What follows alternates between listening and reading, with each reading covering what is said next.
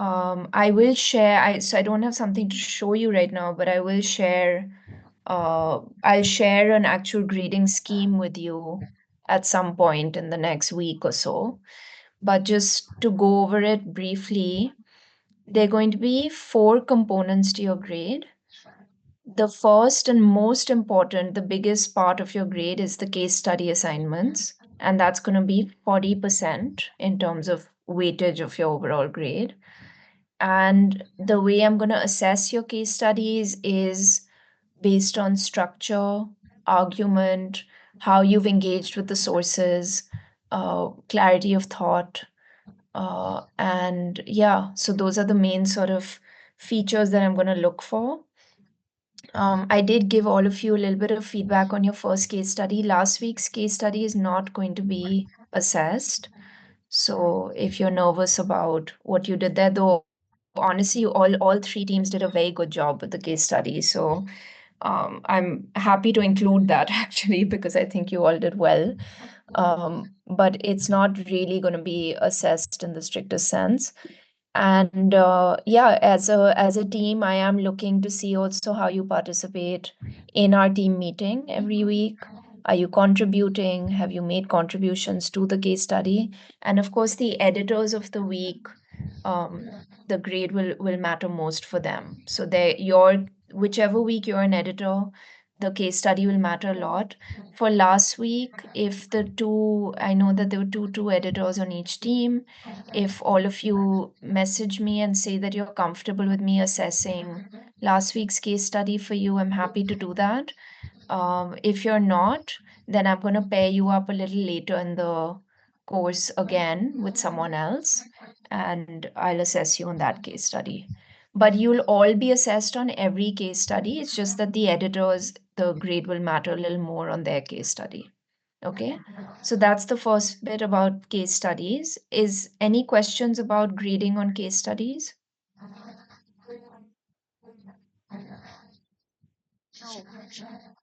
Okay, thanks. Okay, I will go ahead. So that's 40% of your grade. I'm putting aside 10% of your grade on gallery engagement and class participation. So just participation overall, that includes how much you're interacting with others on the gallery. You don't have to write long essays on the gallery at all in your comments, but I do want you to, the reason I'm putting it into your grade is because I want to see that you're making the most of the course. And the course isn't just all of you from BRAC getting to know each other, but also engaging with people in other parts of the world. So I will include that, and your class attendance and participation will also contribute to the 10% of your grade. If you're unable to attend class for any reason, I do expect to be informed in advance. And of course, if you know, and it has happened, people have missed classes, and it's fine. I'll take that into account. So don't worry, but I do expect attendance, and ideally, I want to be informed if you're unable to attend for any reason. Okay, now the last 2 things that are both going to be 25% each of your grade. Um, the first is your lecture quizzes. So I think you're all familiar with those now. Those are the MCQ questions that come after every lecture video.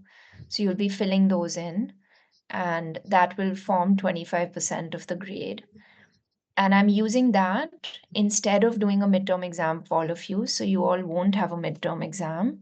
You'll just have the MCQ questions over the entire duration of the course. By week 6, as I had mentioned in my first email, I do expect all of you to have watched the lectures from week 1 and 2 and done the MCQs for those. If for some reason you're not able to do it by week 6, please email me in advance and let me know why, and we'll take a look at how to adjust that. And so, yeah, so midterm, there will be nothing. You'll just be assessed through the lecture quizzes. And there will be one final exam. That'll be 25% of your grade. And it will include the format is still something I'm taking a call on, but it is likely to include an essay, a very short essay, similar to what you guys have been writing, which will engage with primary sources. And I'm going to also include a narrative mapping exercise, which is what we're going to be doing every week in our town hall. So by the time you're doing the exam, I think you'll be doing it very easily. I don't think it should be too much of a problem for all of you. So it won't be a very daunting exam. So I don't want you to stress. By the time we reach it at the end of the course, I think you'll all be quite confident and comfortable with it, and you would have prepared enough for it. So I do not expect you to mug up anything for this course. You don't have to memorize. This is really more about figuring out how well you've understood the ideas and processes that we're looking at.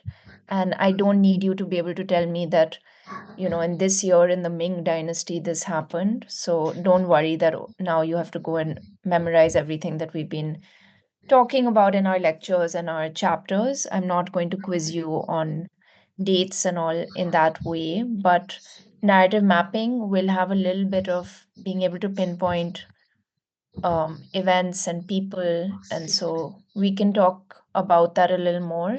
But that's why I want you all to engage a little more with narrative mapping when we do it in our town halls, which is what we're about to start right now. So, any questions on grading? I will send all of this out to you.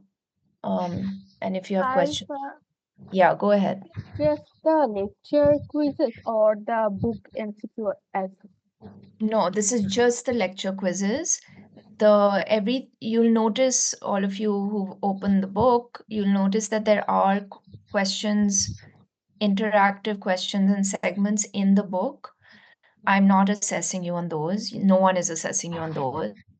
But if you all have the time, do those because they really will help you, and they've been created very, very thoughtfully by the writers of the book, including Jeremy. And so I think they will help you with comprehending what we're doing, but they're not mandatory and they will not be assessed. Any other questions? Or in case you do, you can always ask me again. We're going to be talking every week. So, okay, let's begin with So, sorry, Gayatri, someone.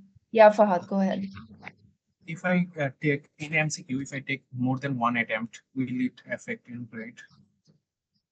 Yeah, so it will, I think it does take the grade from your first attempt, if I'm not mistaken. But I'm not sure. Let me check on that. I don't know how the technology is actually working. So I'll check on that and I'll get back to you on this.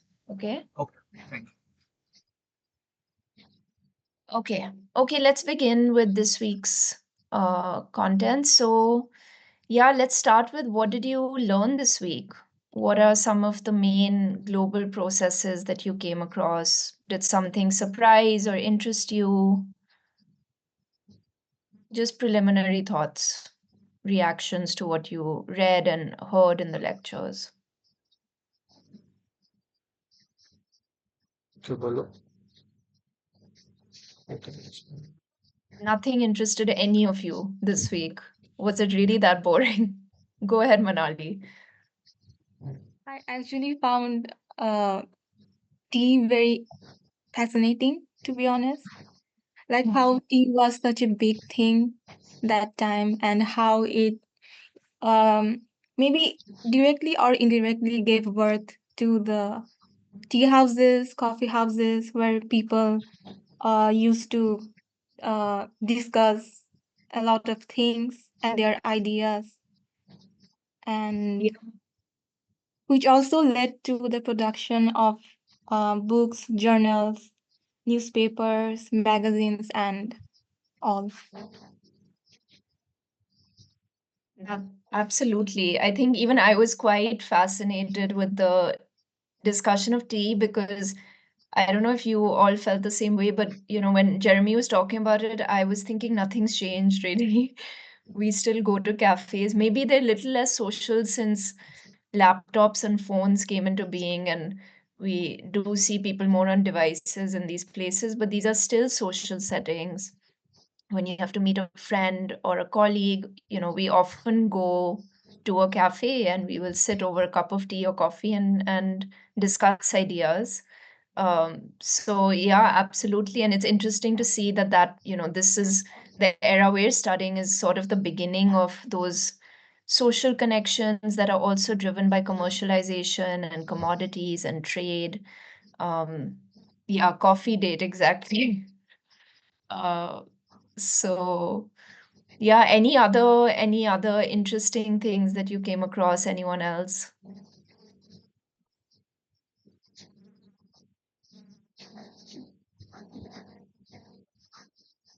Come on, some thoughts. Other Can I? Yeah, please unmute and speak. Yeah. Okay, so for me, the display of power was very much astounding because rulers across the empires like Mughals, Ottomans, European monarchs like invested their heavily monumental architecture and luxurious to for dominance and divide like right of rule. And the structures like Taj Mahal and Versailles are prime examples like how to Ottomans was used to political too. So for me, the display of power and monarchies was the astonishing one. Yeah, really, really good insight, and I like how you're connecting that to architectural structures and all, like the Taj Mahal. These kind of becomes emblems of that power and expressions of it. Yeah. Any other thoughts? Anyone else? I found interesting how Europeans were getting opportunities in Japan during 17th century. Uh, how Russia was getting the potential to dive into the. I guess later on it turned into Russian Revolution. I don't know, but I guess. Yeah, And I'm go ahead. Yeah.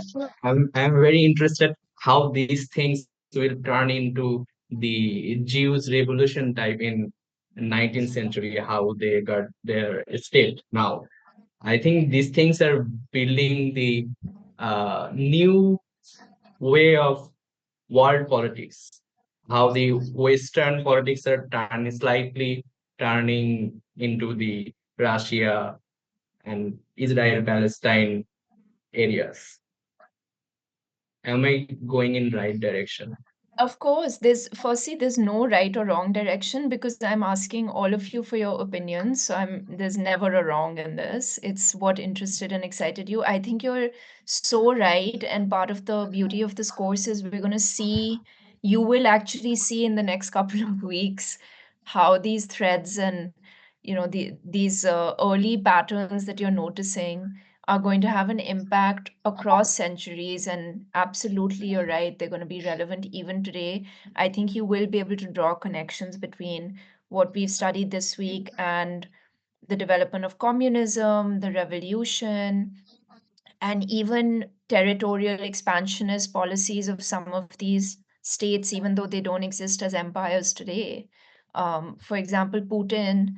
If you listen to what Putin has been saying in the last couple of years, Putin really idolizes Peter the Great and wants to hark back to the world that Peter the Great was creating for Russians. And so, a lot of the leaders of today are very aware of this history that you all are studying now. And some of them model themselves on people that you've come across this week. And so you will definitely see those connections, and you're already being able to see them, I think. And I'm really excited that all of you are being able to draw these parallels so early on in the course. So yeah, thank you, Roel. I think that was a really insightful point. Any other thoughts?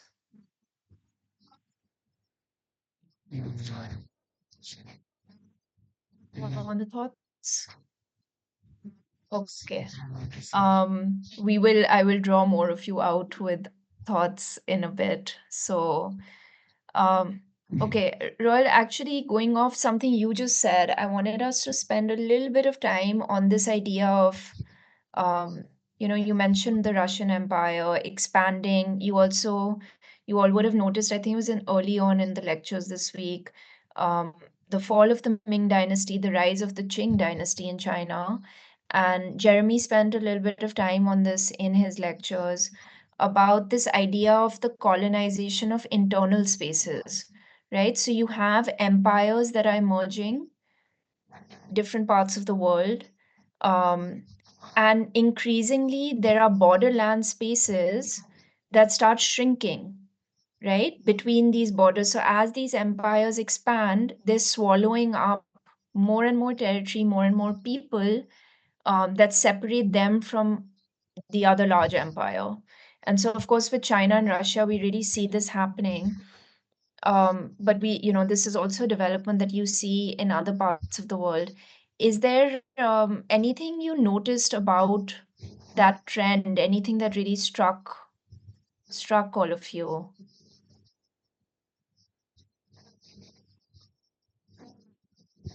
Neha, why don't you weigh in? What were your thoughts on this and on the lectures this week?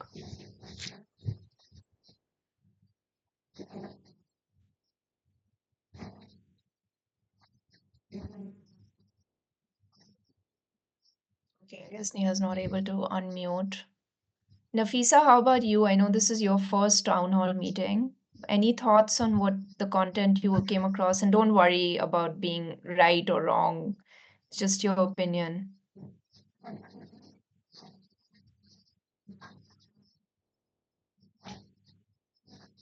Okay, not able to unmute. Guys, this is going to be an issue. I need all of you to start participating. So, and it can't be the same handful of people who are unmuting themselves. It's got to be everyone. So if you're not able to, I really need to be told. And ideally, when during our class time, I do expect all of you to be able to unmute and participate in class. Okay, let's move on to one of the big ideas this week that I want to spend a little bit of time discussing, and that is the Enlightenment. Can anyone tell me what the Enlightenment was?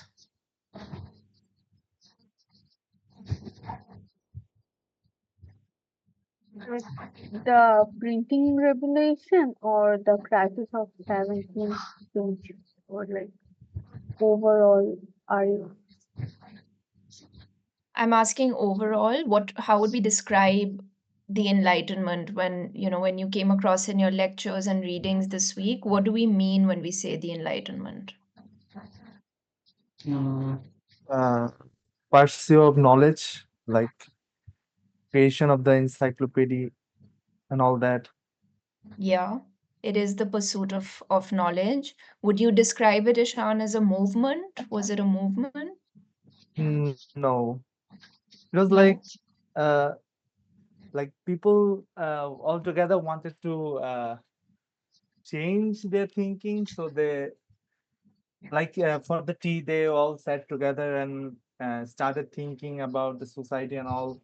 So after that, they wanted to create something different, like the encyclopedia, which had different types of information. Uh, Obviously, the France created it, but I'm not sure about. No, I think you're on the right track. I just want us to think about it a little more broadly. So beyond the encyclopedia, which I know was, part of our case study this week, but if we think about the Enlightenment, where does the Enlightenment, um, which part of the world are we referring to? Which continent are we discussing when we're talking about the Enlightenment? It's more about like impact on slavery and like the African slavery. It does have an impact, absolutely. But before we get to its significance, I want to see if you all have grasped what it was really. Like the I in like Europe. Sorry, why don't Fahad, you go first, and then yeah, we'll go in that order. I think it was in Europe, Yes, it was in Europe. And what was it? uh, like countries of French, England. Okay. Anyone else have any other thoughts? I think someone else was trying to speak at the same time. There are few like uh, what should I say? Like there are few foundations like philosophical enlightenment, then scientific advancement, then Yes. methods, secularism, political and social reforms, spread of knowledge, then despotism. Like these kind of things were discussed in the enlightenment of Europe. Yeah, absolutely. I think you've highlighted all the features, so you're all right. But I'm just gonna synthesize what you've said, which is and it is important to understand this because you would have noticed that the Enlightenment has a huge impact across the world in its relationship with empire and how there are contradictions between Enlightenment ideas and the growth of empires, right? And so, what is the Enlightenment? It's actually a European intellectual movement, right? It's a movement of ideas. It's about bringing ideas about reason, nature, humanity, and constructing a worldview about those ideas. And it's a worldview that's really shaped by and originates in Europe. So it's not just France. It does span other parts of Europe, and it's about creating a repository of knowledge but also a way of thinking. So I don't want you to purely think about the books that the Enlightenment produced, the encyclopedia being one of them, but also their approach to the world. How are they thinking about the world? They're thinking beyond. So up to this point, up to the 17th 18th century, predominant ideas in Europe, especially about knowledge, nature, the world, is driven by divine intervention. God is really at the center of a lot of that thinking. And the Enlightenment pushes back against that a little bit and says, yes, perhaps there is God. So Enlightenment thinkers were not necessarily atheists. There is a God, but there are laws that govern, universal laws that govern both the natural world and humanity in general, the social world as well. And so those are the laws that they are trying to unearth, and they're starting to codify, they're starting to explain what they think the laws of the world really are.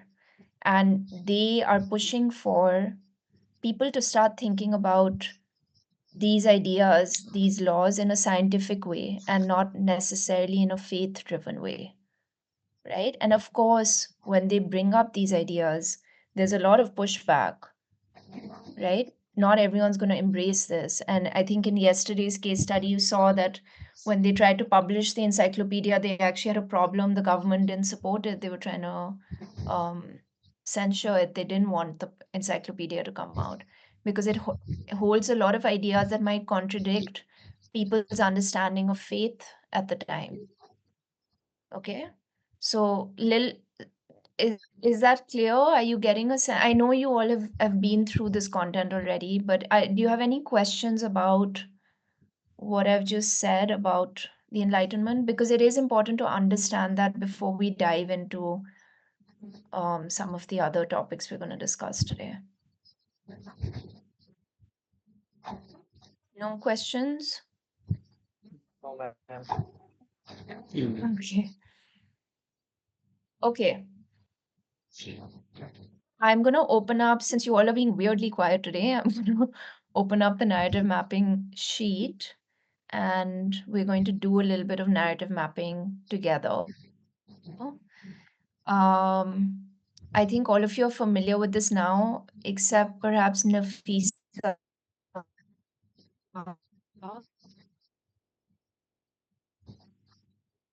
Every week in the town hall where we topics that were touched upon in the week's lectures and readings.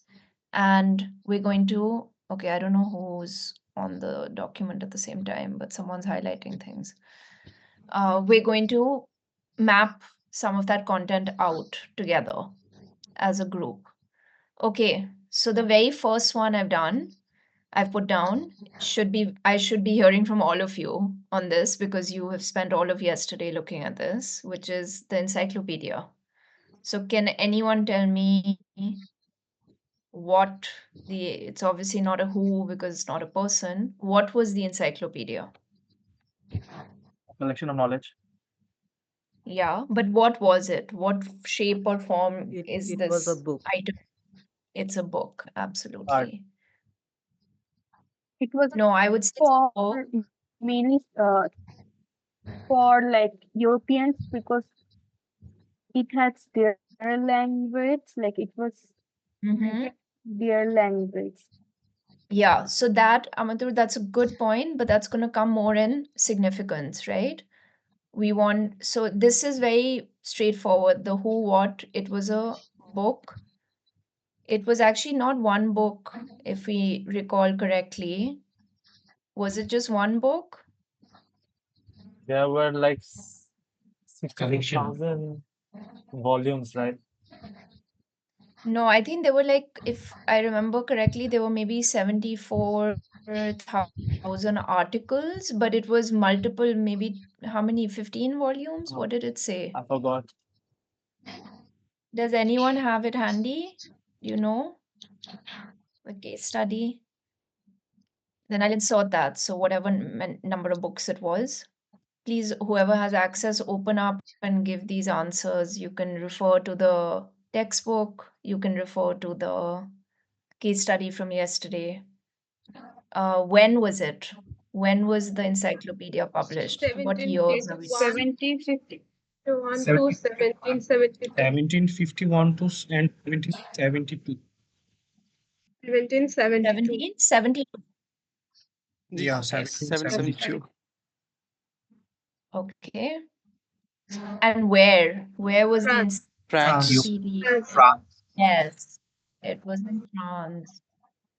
All right, those were the easy questions. Now, what is the global context? And by that I mean, what are two things? So between 1751 and 1772, what are two things, other things happening in the world that could be affecting the publication of the encyclopedia? What are some two related processes or events taking place?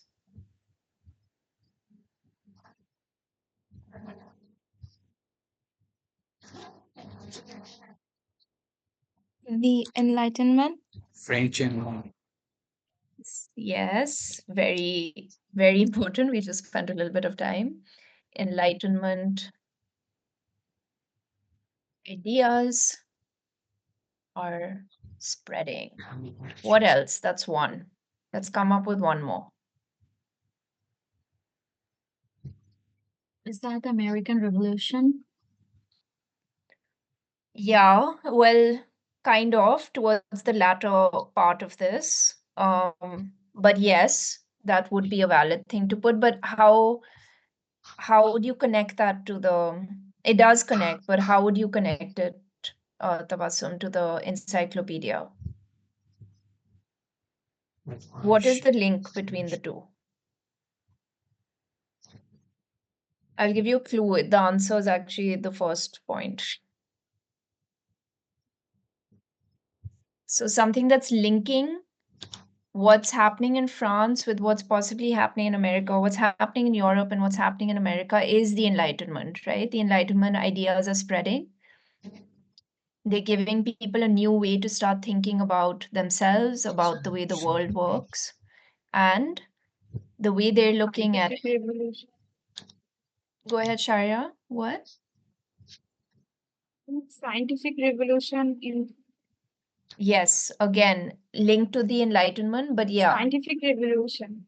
Yeah, I'll put that down, though I think that is linked to the Enlightenment as well. But yes, that is happening. Can we think of um, something else that's going on? Let's come up with one more that's not maybe Enlightenment related. hierarchy and advancement. So Sorry, Mustafa, your voice was cutting up. What did you say? I see European claims of superiority, hierarchy, and advancement. This global context. Yes. Yeah, European ideas of hierarchy.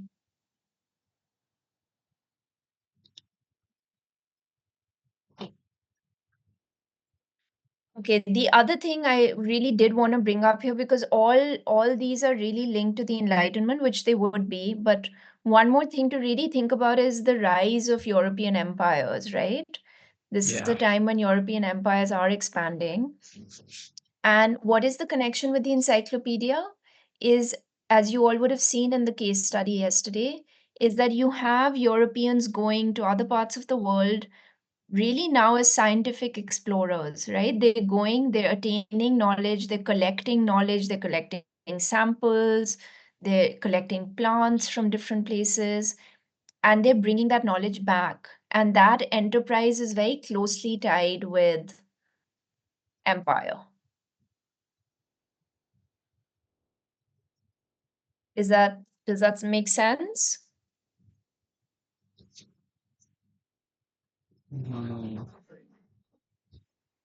Okay. Now significance. And what do we mean by that?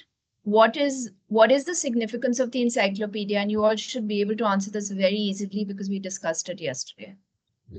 Making knowledge widely accessible. Yes.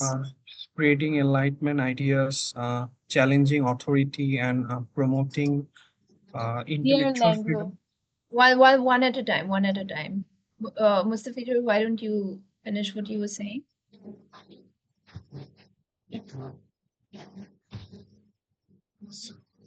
Who was speaking? Sorry, I missed seeing who was talking. Tarika, this is Sakib. Oh, Saqib, sorry. Saqib, go ahead. I think it played a role in spreading enlightenment ideas, challenging authority, and promoting intellectual freedom. Yes, very good point. Spreading enlightenment ideas. What else? Any other thoughts on this? Human rights. Human rights, interesting point. What do you mean by that, Ishan? Because in case study we studied like for the slavery, against slavery, right? There was a Yeah, segment that talked about slavery. So he talked about the human rights of the slaves. yes. How Human rights, equality, slavery. Very important. I'm putting these as bullet points, by the way, but I would expect when you all write it in your narrative maths, you're writing full sentences to explain what these are. We don't have time to do that right now. But very good point, Ishan. I completely agree. Any other thoughts? What else has the let's think a little bit beyond just global significance. What else is it doing maybe in terms of just knowledge production? It was more like educating people across Europe so that they can like influence their public opinion, like so they can side them, something like that. Yeah. They talked about women in the test. Talked about what, Amantu? The woman, the book Yeah. that was written by the foreman.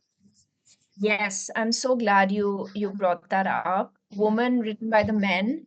Do you all recall a figure from there's a female figure that was mentioned around the Enlightenment, important person, an English writer.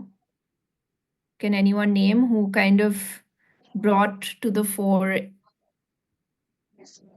is often considered sort of the foundation of feminist ideas, feminist thought? She was a pioneer. Mary Wollstonecraft. I'm sorry if Yes. I pronounced it wrong. No, you got it absolutely correct. Yes, Mary Wollstonecraft. Very important figure, emerges at this time and really is in dialogue with some of these ideas as well, right? So there's a lot happening, all from this one encyclopedia. So I want, as you can see, you guys have to start mapping out what you're studying in this way because it's going to help you be able to engage and retain it. And ideally from next week, I want you don't have to do all, but try and do 2 or 3 before you come into class. Just, have a little bit prepared. Do it when you're watching the lectures and when you're making your notes, because it's going to help you actually understand what you're watching. So, just copy the table and start making your own notes in these columns for yourself. I don't need to see it on the Google Drive, so no one needs to put their narrative maps up here, but just do it for your own use. Great. I think we've got the encyclopedia down. Why don't we move to... Let's do the Battle of Plassey. Okay. Have you all studied the Battle of Plassey ever in school? Yes. Yeah. It did come up. In 5th grade, we started studying about it in 5th grade. Okay, that was a long time ago. I don't know how much of that you remember, but hopefully from this week's readings, it would have refreshed your memory a bit. So why don't we do the same exercise for Battle of Plassey? What is the Battle of Plassey? A war. A It battle. is. Decisive Battle war. military engagement. There's a conflict between the British East India Company and the Nawab British of Bengal. And the Nawab of Bengal, Yes. Sirajuddaula. Yeah, so I like that you're being... So it is a battle between the East British India East India Company and the Nawab of Bengal. Nawab of Bengal, right? I guess it will involve French alliances also. It does. It involves all of that. And when you all make your notes in the what or the who column, add as much detail as you want. So you can add all that, just keep adding information the way that it makes sense to you. Add the detailing. There is something Okay. important is that this conflict was supported by the French troops. Yes. So one of the adjustments I would make is, even though it is East India Company, a way of thinking about it is it is also really a battle between the Europeans and the Bengalis, right? Between Europe and India. I mean, Indians at the time, locals. So don't just think East India Company as the sole player here. So you can nuance it, add that detail. When did it happen? When did the Battle of Plassey take place? 1757. June 23, 1757. Yes. Where? Palashi. Plassey. Village of Plassey It's in the Bengal. bank of India. river of Bhagirathi River in West Bengal, India. Yes. Yeah. So again, put as much detail as all of you want for your own knowledge when you're doing this. Okay. Some people might just say Bengal. Some might say, I mean, obviously Plassey is an easy one, but put the detail because it'll help you retain it. Okay. Context. What is going on? Colonial expansion. Colonial expansion is going on everywhere, but There was the global struggle for colonial dominance between the French and the British. I think there was a 7 years of war between them. So I'd Yeah, like the to say picture. the struggle for colonial Like dominance. European wants to take control over Indian subcontinent. okay, one second, one at a time. Colonial expansion. And I think we can also say specifically European, Want to Yo- take control over like European dominance. okay, but I want to ask all of you, when you're saying colonial expansion, European dominance, are we talking about the British Crown here? Who are we discussing? Who is the imperialist force? British and French. No, but British and French state actors? The Who's- decline of Mughal power. British East There India. is the no. First, let's answer this question because it's an important one. When we're talking about the colonial actors here, Who is it? Is it the government of these countries? The merchants of England. Yeah. So are we not talking about, as we discussed mercantilism last week, we're talking about often private companies, right? These are joint stock trading companies that are setting up colonial outposts, right? So what happens? You have Clive, Robert Clive is an employee of the East India Company. He's not been sent by the king to take over Bengal, correct? Correct, Yes. wrong? Yes. And so when we talk about colonial expansion, European dominance, we're also talking about private colonization. You're seeing a really weird dynamic that is not how we necessarily think about colonialism today, because we know that 100 years later, the British Crown took over in India, right? They took over the operations of the East India Company, and India officially became a colony of the British Crown. But at this time, the period we're looking at right now, that's not actually the case. The relationship is a little more complicated. Yeah, and it's not just in India, right? That's something that's happening in other parts of the world as well. Can someone name where else this is happening? Any other example? Impact. There was impact on global trading. Yes. Economical impact. But can you name, other than India, what's another place where this is going on? Where private trading companies are setting up colonial enterprises? European. Portugal, Spain, or other countries.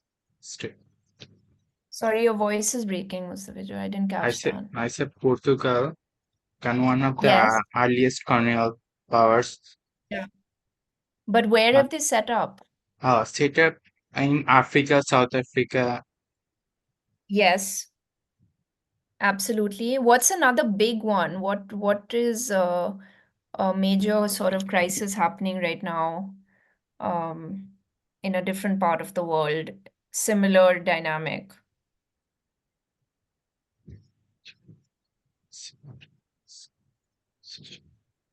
Mid Are you 18th talking about century. the Ottoman? Ottomans are there as well, but what I'm referring to specifically is the Americas, right? In the Americas, you have another situation developing where you North have. America? Go ahead, Or Neha. is it North America? Yeah, in America, you have a similar dynamic playing out, which leads up really to the American Revolution, right? Yeah. So you have East India, you have trading companies, including the East India Company sending tea. You have tea going into the Americas, and that starts causing all kinds of problems over there, and leads obviously eventually to the American Revolution. So these are some of the other things. What else? Global context. Anything other than colonial expansion that we can point to that's also happening at the same time? In China, the Qing dynasty. Yes. What's happening with the Qing dynasty in China? They were trading, I guess, tea at that time. They were trading tea. But what's the connection? What are we linking this to?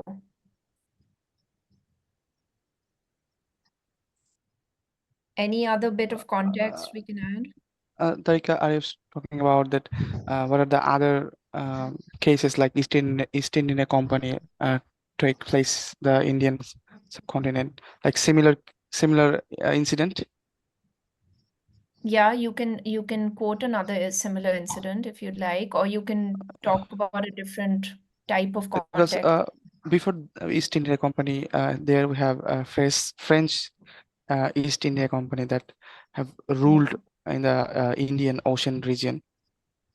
Yes, you did. You have the French, you also have the Dutch, you have the Portuguese, in Goa. So you do have European presence in different parts of the subcontinent at the time. Any other bit of context you want to add? Or should we leave it at this? America was introducing democracy at the same time. Yeah, they were I was beginning They were thinking about the Atlantic very slave trade. yeah, I like that. So the beginning of the development of democratic ideas. Okay. Significance. What is the significance of the Battle of Plassey? Why is it important? Political. Establishment of, sorry. That's all right. One at a time. Tanzila, why don't you go ahead and then, yeah. Establishment of British political power in India. Yes, big one. Like European political and economical control, then colony impact, I guess. Yeah, political, economic power in India. What else? Why is it important? European Global colonialism, trades. also the impact on the global trades, politics, and other cultural exchange Okay, what do during we mean by impact on global trade? What is the impact we think on global trade? Setting up, because they will not pay enough taxes because they are the lawmakers, so they will make laws like that. They will not pay more tax rather than the people of India will pay more taxes. yeah, so it is setting up the roots of that extraction of resources that's going to begin with, Bengal kind of being co-opted as a colonial territory now. But what else? Like, think about, you all have studied, you all know Bengal well. Bengal is also, what is Bengal? Bengal is the richest part of the subcontinent at the time, right? It's like a Yes. wealth of resources suddenly. So what does Uh, that do to the balance for the British, for the East India Company? They suddenly have Like they access. extract revenue the source for wealth the and East India Company.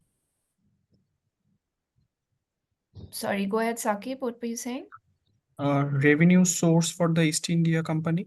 Yeah, revenue source, but real impact on global trade, what it also means is they suddenly have access to a wealth of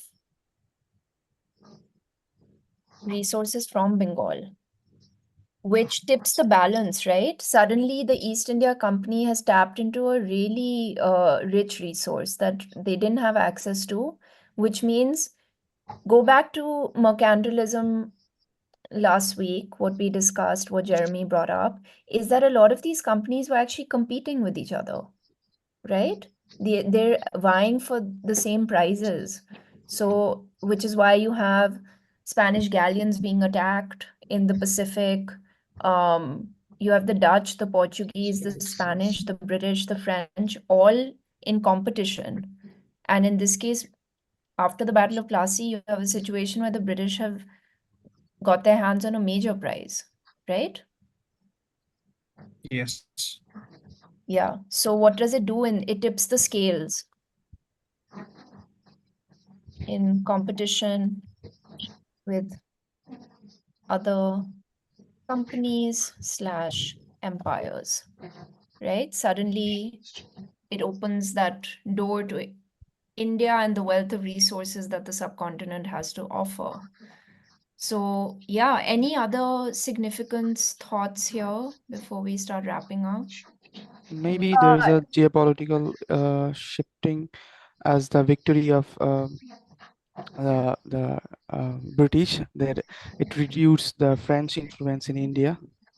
Yes, very important and linked partially to the previous point. Yeah, really important point. British influence increases in India? Anything else? I think I heard someone I else. guess it was an end of like French mission or like their because British took over French at that time. What do you mean by that? What do you mean they took over the French?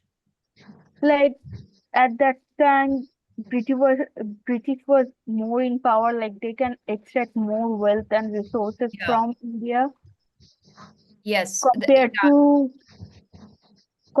to like France. So it was like an end game for France people. Yeah, and I think it links up, good point, and it links up to something else that would have come up in your lectures last week and this week is ultimately with empire, how are these empires expanding through war, right? And war is expensive. You need resources to fight these wars. And so the more they're able to capture these resources, whether it's in the form of territories, whether it's in the form of silver, gold, access to money, access to resources, commodities, that's all being used eventually to get that flow of capital into these empires and then use that to expand the empire further. So I want you to think of it really as a cycle. If you think of it as a cyclical sort of enterprise, you need to expand the empire, you need resources. To get resources, you end up waging war. War requires more resources, so you keep doing that, and the empire keeps growing. So you're feeding the empire repeatedly by getting into that cycle. Okay, so I think we'll end this there. I want to just leave a couple of minutes for any other questions you may have. I really, really want all of you to start getting comfortable doing this. Your exam is going to have this. And you don't have to do it, as I mentioned, in a table. This is gets very compressed like this. I've just done it in a table form because it's easier for all of us to see it together. But you can do it in paragraphs, do it however you like. But every week when you're watching the lectures, maybe do it for one or two of the key items. In the Google Drive, you guys don't need to share your sheets here. You can delete these. In the narrative mapping guide, if you all go on that. Oh, wait, no, not this, sorry. The master list, you can actually see in advance all the keywords that we're going to be looking at for narrative mapping and pick one or two on your own, whatever you feel like, and do the exercise. Start getting into the habit of doing the exercise. This is again not an assignment. I'm not going to be grading these. Do not upload these anywhere. It's for your own benefit to do it. So do it at your own pace if and when you can, but it will help to do it. And they've actually posted the keyword items for the entire course, so you can see all of them in advance. So you can even look at this, and when you're doing your readings for the week, you can pay attention to some of the keywords and do your mapping exercise accordingly. All right. Any questions before we wrap up for today? Questions about anything, by the way. It doesn't have to be about the content, anything about the course, any confusion. Sarika, I have a question. Yeah. It is about the lecture quizzes that contains 25% of our marks. So about the lecture quizzes that comes with every week. Is that like you're going to check and grade us gradually every week, or are you going to just check it for once? Because for the last week, I actually saw the videos, but I couldn't, complete the lecture quizzes. And for this week as well, possible, I'll try to do it together next week. So how is it gonna be work, Sure. So no, I won't do it every week, Tabassum. I actually, the way the portal is set up, I'll be able to see your quiz grades for the whole course week by week, but I'm going to actually do the grading for it at the end of the course. So basically, by the end of the course, I would hope that you would have done all the quizzes. Everything. Okay, Yeah. so yeah, I'm okay. not assessing it on a weekly basis. Okay, So, thank you. if you're falling behind slightly, it's okay. You don't have to finish it all. I would say though, I think if you're watching the video, you may as well do it, because usually the question is linked to the video and then going back to it is always going to be difficult. Yeah, I know. So, Sometimes we just see the yeah, videos in our rush. That's why actually it happens. understood. No, it's honestly, I'm not going to tell you how you should do it. Do it the way it works for you. I'm going to look at it at the end. Okay, thank you so much. It clears. Thank you. Yeah. Any Sarika, other? also about the last week, like case study editor. So should we mail you like we want to be assessed on a different case study? Yeah, if you'd like to be involved. So team two, you guys are, if you're in team two, you're going to have to do another case study anyway, because you're a slightly smaller team now because a couple of people have left. But I think team one and three, um, all the case studies have been taken up. So yeah, if you were an editor on team one or three and you want to have a go again, you can email me. Okay, thank you. Yeah. Any other questions? Sarika, I do have a problem. Sure, Hello? go ahead, Lisa. Yeah. Sarika, I'm being unable to log into my gallery. Is there any way that I can solve this problem? Yes, you can. I believe this has happened to a lot of people so Nafisa, you would have got an email from, I think the subject line, if I'm not the It's Cup author, Gallery. is Cup Gallery. It Cup should be Gallery. either in your spam. I just checked like from the past 2 days. There is no email regarding this. So Nafisa, it won't be from 2 days. It would be from when you were enrolled in the course. So I think that was what, 2 weeks ago? So go back Actually, in your, Tarika, sorry, yeah, but the gallery message was in the spam. So yeah. I guess you need to check the spam. Okay, so Nafisa, what you can do is, in case you're not able to find it, I'm just sharing my screen to show you. And for any technical issues, so any issue you have with this website, with the textbook, or with the gallery, you can reach out to help desk. Okay, Nafisa, just click on help desk here, and it'll load a form for you, and just put in your query over here and just explain that you're doing the global history lab and you're facing this problem. You didn't get the gallery login email. Okay. Sure. Thank you. Yeah. And for all Also, of you, Sarika, any technical issues, just use help desk. Yeah, sorry, go ahead. can we just download the book, like the ebook, because it's sometimes